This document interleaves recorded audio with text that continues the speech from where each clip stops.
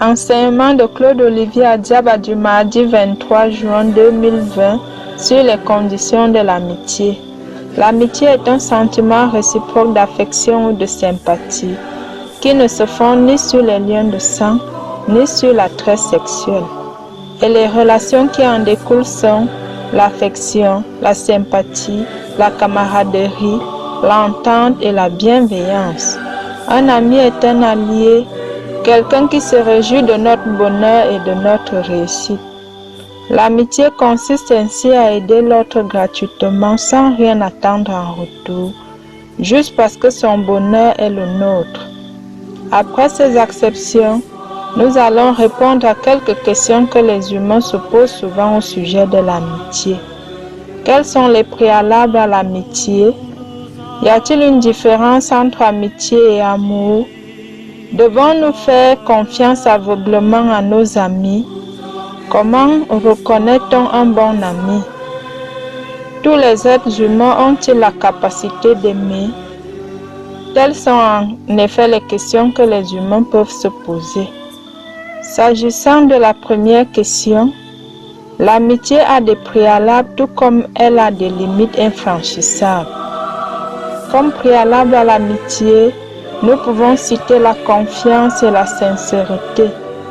À ceci se grèvent les bonnes manières, le savoir-vivre, le respect mutuel, la solidarité, la cohésion fraternelle et le dialogue qui la solidifient et la maintiennent vivante. Pour ce qui est des limites, il ressort que la complicité dans le mal, l'intrusion dans la vie privée et intime sont des barrières à ne pas franchir en amitié. Au demeurant, l'amitié est une grâce divine que nous devons accueillir avec joie. Le Christ en effet ne diffuse que l'amour et l'amitié. D'ailleurs, ne disait-il pas à ses apôtres dans Jean chapitre 15 verset 15, je cite, « Je ne vous appelle plus serviteurs, parce que le serviteur ne sait pas ce que fait son maître, mais je vous appelle mes amis, parce que je vous ai fait connaître tout ce que j'ai entendu chez mon Père. » Fin de citation. Au reste, le Seigneur invite toujours les hommes à changer positivement, au point d'aimer leurs semblables créés à l'image et à la ressemblance de Dieu. Pour y parvenir, nous devons nous dépouiller de la bassesse humaine et des vices tels que la jalousie, l'envie, la convoitise, la méchanceté, etc. À la question de savoir si nous devons faire confiance à nos amis au point de leur parler de notre intimité et de notre vie privée, il ressort que l'être humain est de nature imparfaite. Et c'est cette imperfection qui le pousse à poser des actes qui blesseront forcément son vis-à-vis, même s'il n'y va pas de son intention. En plus, étant donné que nos amis d'aujourd'hui peuvent devenir nos ennemis de demain à cause de la nature changeante de l'homme, la prudence est nécessaire dans la relation d'amitié. C'est pourquoi la parole de Dieu nous met en garde. Nous pouvons lire cela dans 1 Corinthiens chapitre 15 verset 33, je cite. « Ne vous y trompez pas. Les compagnons maléfiques corrompent les bonnes mœurs. » Fin de citation.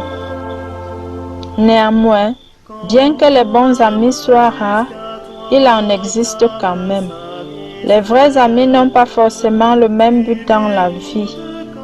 Un ami ne partage pas forcément les mêmes opinions que nous, mais il saura respecter notre point de vue. Un ami, c'est celui qui pense à nous sans forcément avoir besoin de nous. C'est celui qui vous défend en public et vous critique en privé.